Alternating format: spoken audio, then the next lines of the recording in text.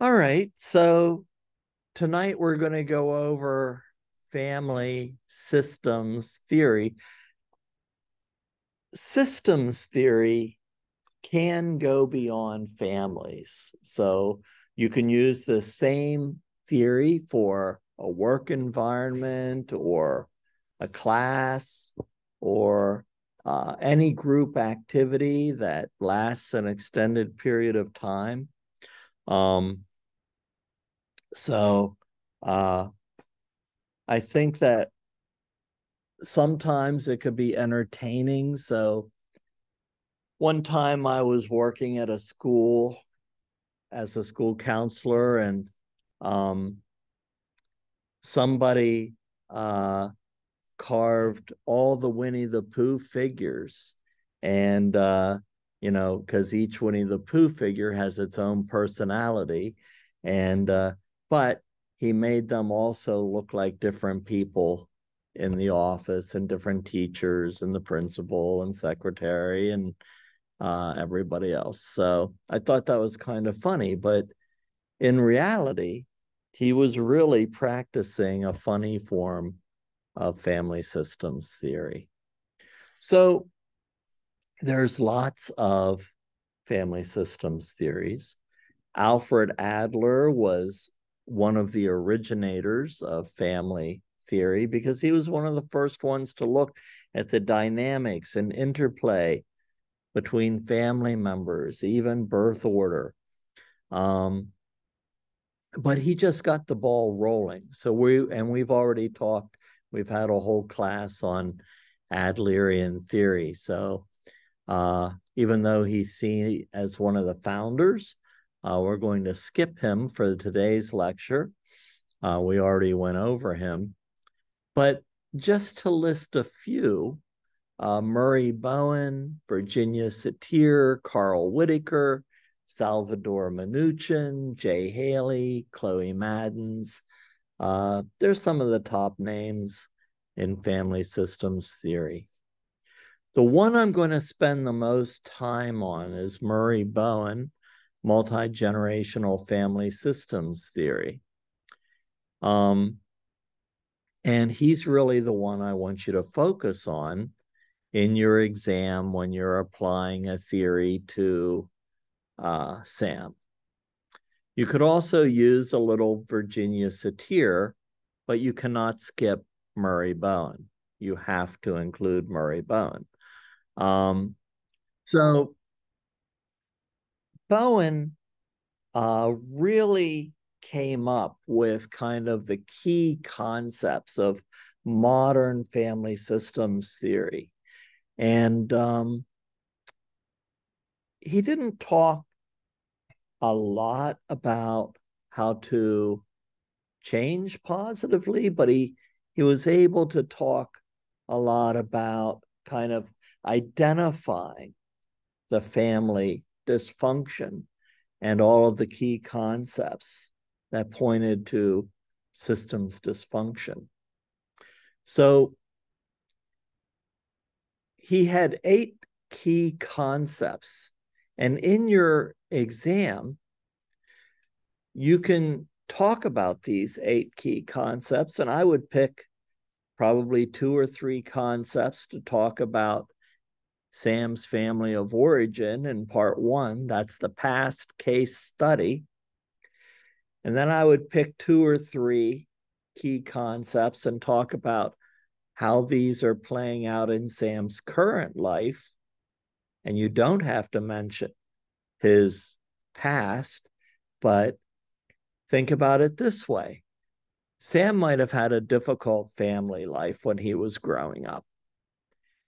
That impacts how he views systems and how he functions in systems as an adult. But a lot of times, I would get individuals in therapy and they would tell me about their case history and their family, but their families didn't come with them. The only client in the room was that one person. So when you're counseling Sam, he's the only client. You don't have his whole family. But we don't have to have his family there to address his issues. And we don't have to talk about his past in therapy. We've talked about them in the first section of the response. So we've kind of covered his past, how his family influenced him. But now, the way he deals with family systems or any system is playing out in his present life. So think about how these things might be playing out in his career, in the way he searches for relationships. And Sam might have come to therapy saying he doesn't want to repeat the way he grew up. He wants to break that dysfunctional cycle and have a healthy relationship and have healthy relationships at work and be happy. And so he wants to, break that cycle and change in a positive way so that in the future, these various systems in his life can be more positive and happy.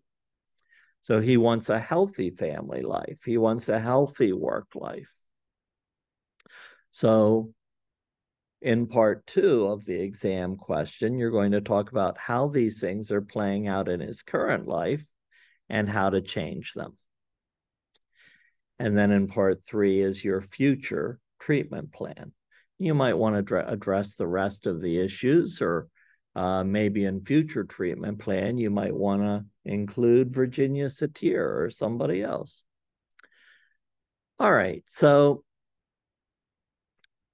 when we talk about Bowen's theory, we don't use the word codependency very much, but a lot of the concepts that he discusses lead us to the concept of a codependent system. There's a great book out called Codependency No More.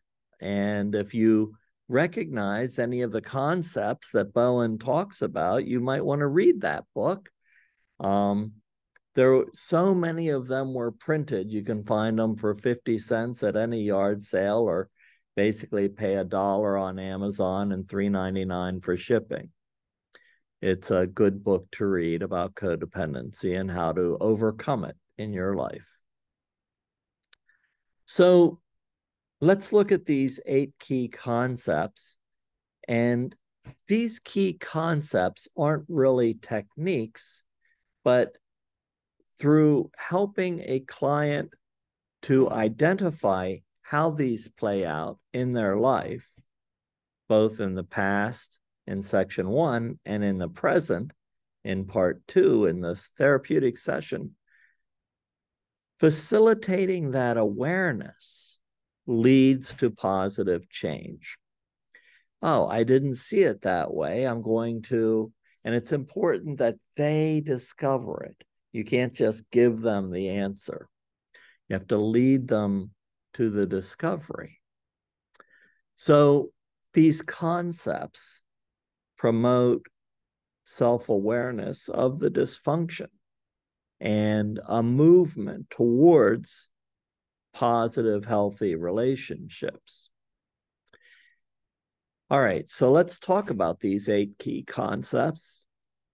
The first one is differentiation of the self, psychological separation of independence and emotion, also independence of self for others. So differentiation and independence is seen as a healthy thing, a good thing. The dysfunctional thing would be the opposite of that. It would be undifferentiated individuals that fuse with each other's emotional patterns or with other people in the family. So this is the beginning of codependent family systems. And it becomes, they come from fused relationships. And this is handed down multi-generationally from parents to children. So therapy strives for self-identity and individuation. So maybe you've read a book by Khalil Gibran called The Prophet. And in The Prophet, he goes to this village and they ask him all kinds of questions about life. And somebody said, well, tell me about relationships or marriage. And he says, well, marriage is like a temple. You have the roof and it's held up by many pillars. But if those pillars are too close together, the outside of the roof collapses and the building is gone. If those pillars are too far apart, the center of the roof collapses. So they have to be close, but not too close. And that's really what we're striving for. Independence, but living together. So individuals seem to have a problem with this, especially if they need control, if they fear being rejected or betrayed, if they've had relationships where they were hurt before. Sometimes they want to be too controlling or too close to the other person. But when we talk about enmeshed individuals or fused individuals, it has a lot to do with emotional patterns. And if somebody is enmeshed or fused, two words for the same thing, in a relationship, their emotions about self are tied to how the other person reacts to them. So basically, they're feeling really good about themselves if the other person is happy with them. They're feeling really down on themselves if the other person is not happy with them. So their emotional regulation is tied to the responses of the other person. So I can understand that to some degree. If I really mess up or do something wrong, it's okay if my partner is upset with me. But this is a little different. This has to do with me feeling good about myself based on other people's conditions. So people place conditions on their partners, and they feel as though they have to live up to those conditions in order to be loved or accepted, which is the opposite of what Carl Rogers is talking about, which is unconditional positive regard, acceptance, and love. We should be loved and accepted for who we are unconditionally, not for what we do for another person or how we act. So we learn what the other person wants, and we try to fulfill those wants and needs. But that often changes who we are as individuals. And we're really not being genuine just because we want to meet the other person's needs so that they can be happy and we can feel accepted and loved. Oh, you're happy. I'm so happy. Doesn't work that way. So sometimes if people are undifferentiated, fused, or enmeshed, a lot of times I'll have clients, they come on completely different days, but they're both codependent. And one day, one of them will come in and they'll say, Grafton, I met the most fantastic person and things are moving so quickly. It's like I've known them all my life and we're dating. and they tell me who it is, and it's another client of mine. So people who are codependent tend to find each other. And the reason for this is because the word codependent means that their emotional well-being is dependent on another individual. And they've learned this from their parents. And or even if they have a single parent, they've learned it from their relationships as adults. And because they've grown up this way, when they meet another person who is also codependent, it feels very comfortable because they've both grown up in similar situations. And it feels as though they know what to expect. They know how to please the other person. And it feels comfortable, even though it's not really that healthy. So what normally happens is that people grow up in codependent households, and they see their parents who are fused or enmeshed, and sometimes their parents stay together, but often they don't. But they learn what that type of a relationship is like, because it's often used with the children too. The children should get an A in order to be accepted, something like that. Maybe they need to be good at a sport like football or baseball or cheerleading or whatever in order to be accepted by their parents. But something has to be, some conditions have to be met in order to feel accepted and loved, rather than just being loved for who they are. And so this becomes internalized in the way they think about themselves as well. They feel as though I need to fill in the blank in order to be loved and accepted. So then they move out, they might go to school, get a job, whatever, and they meet somebody. And it feels like they've known each other their whole lives. They feel so comfortable with this other person. It's almost as if they know what to expect, how to make the other person happy. And things seem to move really quickly. It's not a long get to know each other period. It's really quick. They end up moving in together quickly. It's a whirlwind romance. And, you know, when you first date somebody, everything seems great. You've got, the butterflies, you've got the new relationship, all of the excitement, infatuation. You think, oh, this is perfect. But after you've been with that person for about 6 months, you learn who that real person actually is. But because these individuals are codependent, they want to either change them and make this work or please them. Sometimes one individual is an enabler and the other person is an addict.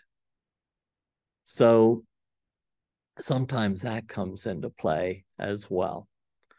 But after a little while, the joy of a new relationship and the excitement wears off. And if somebody's not happy with the other person, then they're feeling really crummy about themselves as well, because their emotional well-being is dependent on the other individual. And so triangulation, which is our next term, comes into play. A third party may reduce that anxiety. However, the real conflict is never addressed. Sometimes it's like a mother-in-law, something like that. But most often, when a couple is having some problems and there's a lot of stress and anxiety, a third party comes in to that relationship. And it's either a dog or a cat, a puppy or a kitten. And boy, this puppy is so cute and adorable, and we love it, and it takes all the stress away, and the focus is no longer on each other.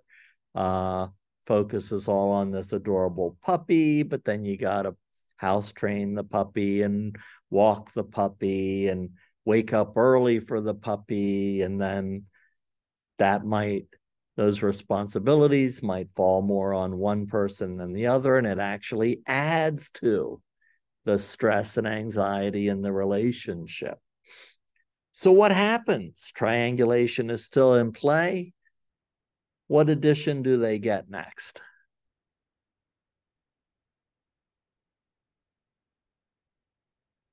How about a baby?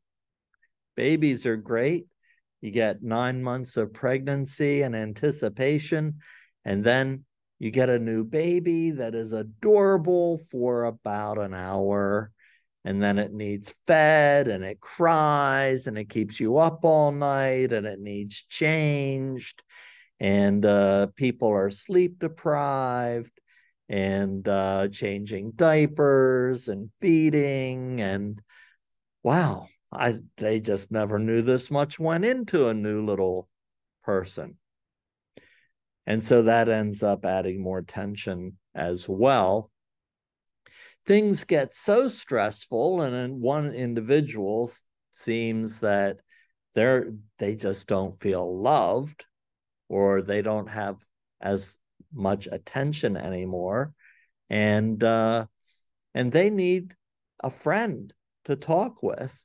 And so they might go out and with their friends, and they meet somebody, and boy, it's like I've known this person my entire life. We can talk about anything. I can talk about all my problems. Maybe we were really meant to be together. So they normally don't end a relationship until they've established a new relationship, because they're codependent. And they end one relationship and begin a new relationship that is also codependent. And the same cycle continues. Only now they've got kids to deal with. The other person might have kids too. So it adds more and more dynamics. But the cycle is never broken. And those children learn the cycle as well. So when we talk about the third thing, the nuclear family emotional system, concept of the nuclear family emotional system describes 4 basic relationship patterns and that govern where the problems develop in a family. And there's one paragraph under the 8 key concepts, but I gave you an entire sheet, 1 page on triangulation and 1 whole page on the nuclear family emotional system that you can read. So usually clinical problems or symptoms develop during periods of heightened or prolonged tension. So as the tension or anxiety raises, creates all kinds of different problems. People don't know how to deal with those problems. In fact, a lot of times, because we live in a disposable society, it's a lot easier to just throw away a broken TV than to fix it, get a brand new one. This new TV is wonderful. So we no longer fix problems. We dispose of them, get a new one. And so it is with relationships. It's tough to fix a relationship or to continue a relationship in a healthy way over many years. Relationships aren't easy. People think they should be. So they dispose of an old relationship and start a new one. And disappointingly, it's not easy either. So systems develop in different ways, in different areas, in different patterns, but they usually develop where the tension and anxiety is the strongest. So the next term is the family projection process. And this describes the primary way that parents transmit their emotional problems onto the children.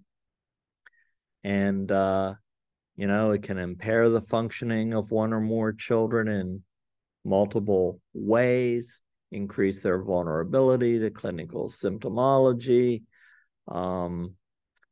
The child it might be as simple as a child acting out in school or becoming anxious themselves.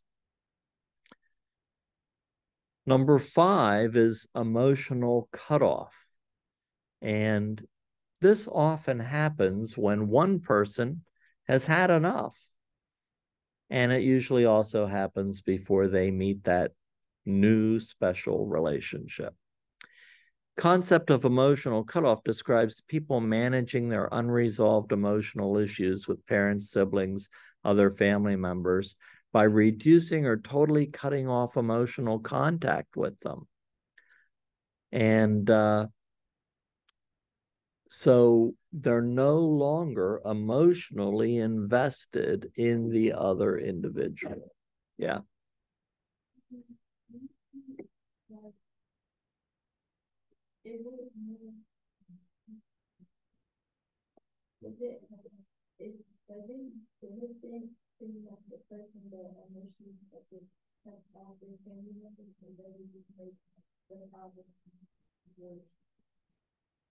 Well, I think it depends on the situation.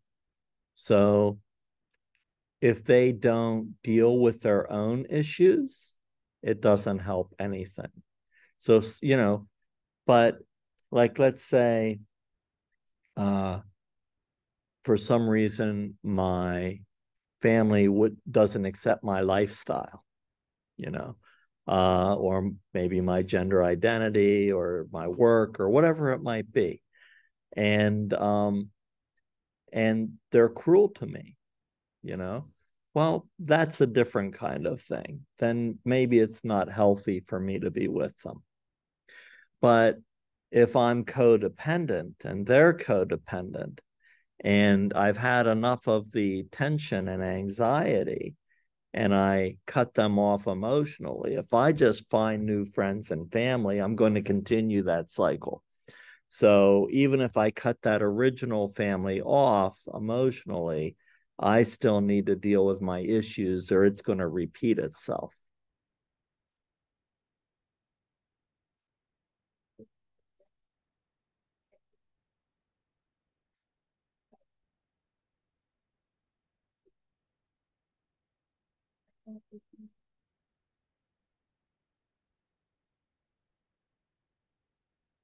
Well, if the parents are projecting all of these unhealthy things onto the child, and the child says, I'm going to separate from you, I'm no longer going to deal with this unhealthy lifestyle, that's probably a good thing. But the child also doesn't want to repeat that cycle. So believe it or not, no matter how hard I try, when I say, I'm never going to do that with my child, I can hear myself saying the same thing my father said to me with my child. And then I stop, I catch myself, and I change, but it's hard. So it's important that that child still addresses, how did that family affect me? So I don't pass it on to my own child. So emotional cutoff does work a number of ways. Multi-generational transmission process is number 6, And this just means that it gets passed from one generation to the next. An interesting aspect of this is that, excuse me, with each generation, the symptomology gets worse. So it's like a downward spiral. The exact same thing doesn't continue to happen. It gets worse with every generation, unless they break that cycle.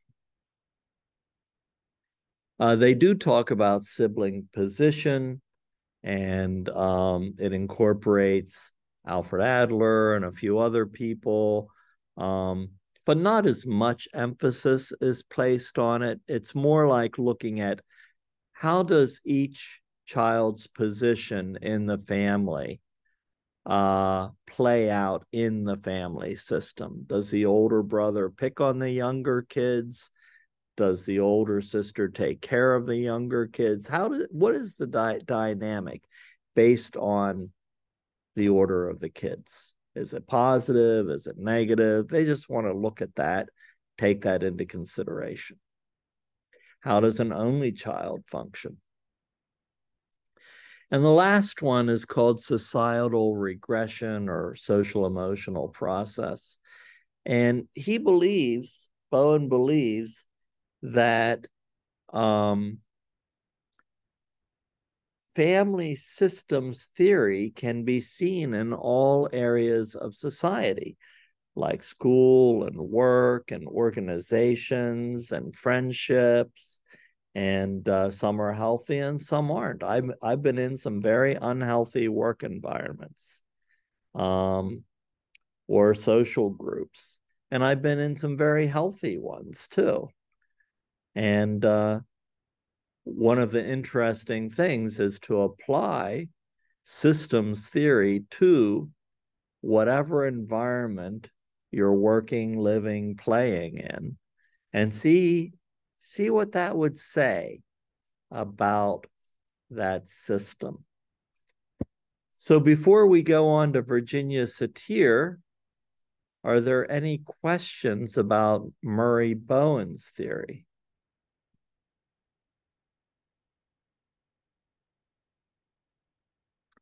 Has anybody ever seen these things played out? Any examples?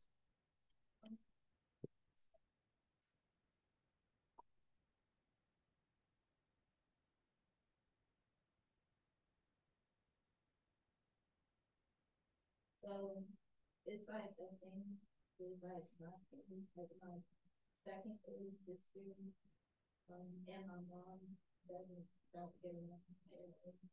And somehow I see it from like the knowledge I know it's a lot of this projection, and my sister and emotion because my mom. So seeing that play out, and then but also I see like granted she doesn't want to be like my mom, but she thinks like mom with her. So that's the transmission process. She doesn't want to be like her, but she is. Yeah. Yeah, that's interesting. So your question would be, how do I fit in this big picture? But you're in counseling, so you're going to figure all that out. Okay, good. Well, the other theorists are not as long, and I just tried to highlight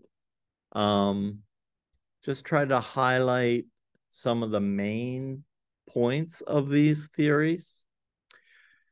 So Virginia Satir is one of my favorite theorists. You can use some of the things that she includes, but don't skip Murray Bowen. Murray Bowen's the main way you answer the question, but you can add some parts of Virginia Satir if you like. So she believes that and she really liked doing family therapy in a group setting, a family group with everybody present. She would move people around, make them sit by different people, make them stand. She wanted to see what communication was functional or dysfunctional. She believed that appropriate communication could hinder or help all of the other family dynamics. And so she believed there were certain defensive stances when we're coping with stress. One is placating. Well, that's when somebody pretty much gives up who they are in order to please another person. Blaming, we all know what blaming is, but that takes the focus away from ourselves and puts it somewhere else. And blaming never fixes anything. It never solves the problem. It just makes somebody feel bad.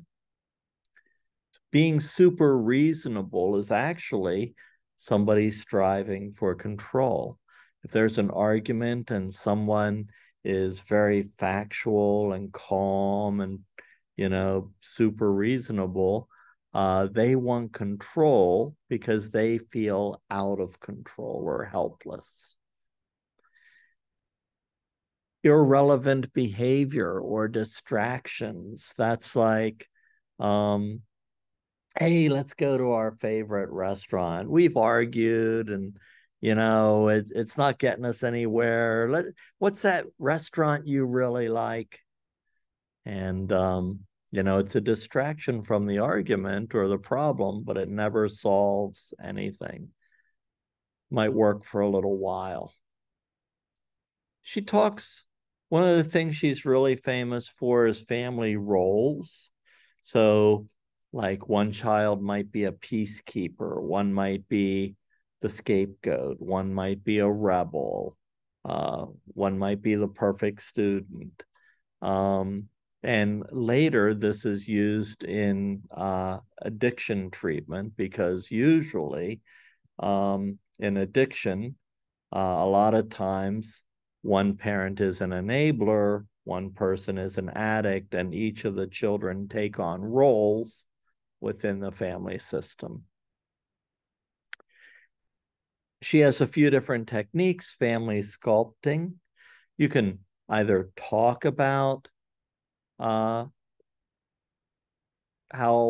people are feeling, but you could actually get up and move people around to express feelings. So say dad's been drinking and he gets angry, and so you could pose the father as like arms in the air yelling, and you can pose a little child as huddled in a corner crying. And seeing that brings out emotions in the family by doing that, especially if the father is sober now and is placed in that sculpture. And then they can do family reconstruction. What has to take place in communication, in our patterns, in our system, in order for this family to be healthy? What do we need to do?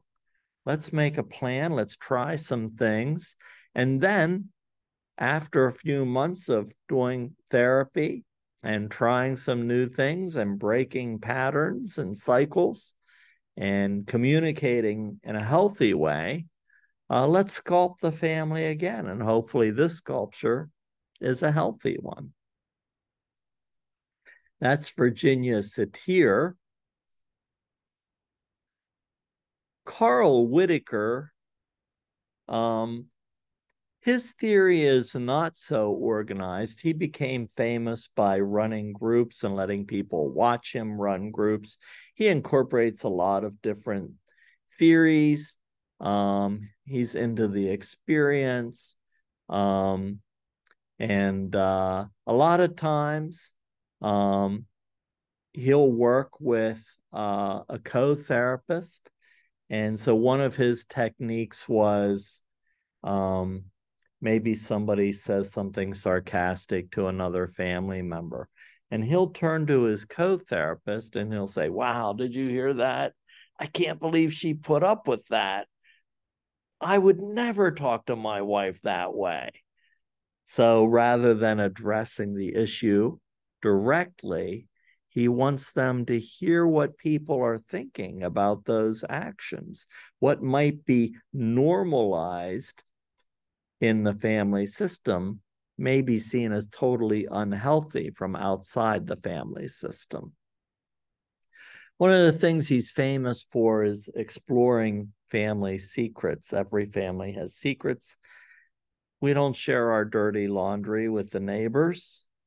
Sometimes the family knows what the secrets are and they're not even told what not to share. And he doesn't focus on a specific theory. Sometimes he creates turmoil in the family, in the session, and then he processes what's happening and they work through it in a healthy way. Salvador Minuchin is all about structural family therapy, and he'll draw all kinds of family maps. I'll share them with you in a few minutes. And so there's subsystems and boundaries and power dynamics, and he'll actually map them out on paper, and then he'll reenact a conflict in therapy and reframe things for new interpretations. Jay Haley and his wife, Chloe Madden's Strategic Family Therapy. They're now divorced. They focused on something similar, family hierarchy, power structures, strategic interventions. Those are all the theorists, but there are two other things I want to mention that I use a lot in family therapy. The first thing is a genogram, and I included the basic symbols for a genogram in your notes. And I might have you draw a genogram.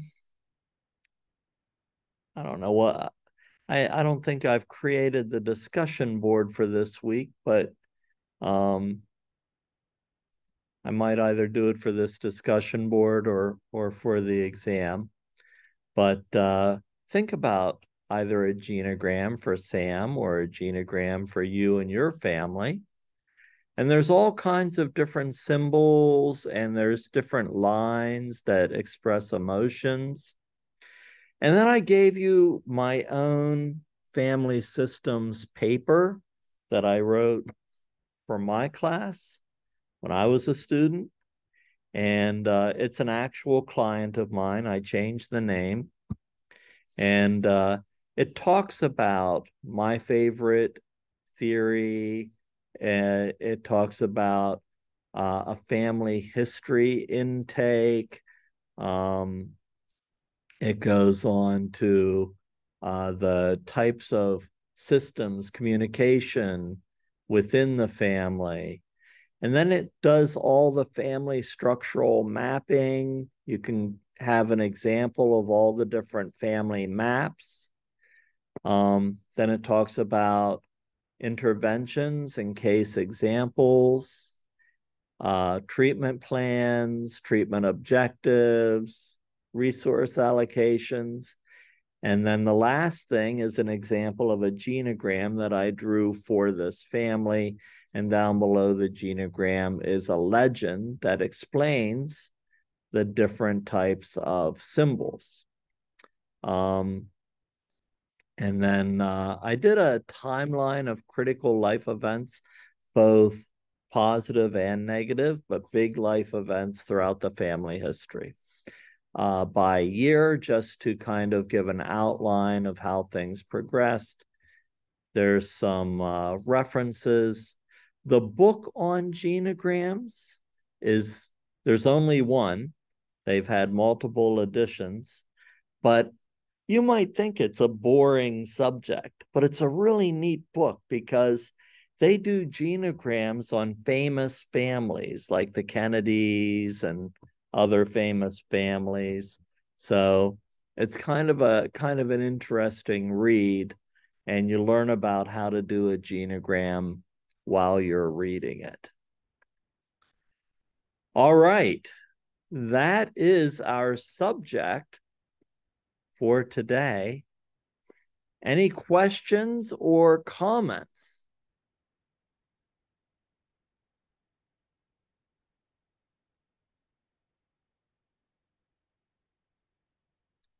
All right.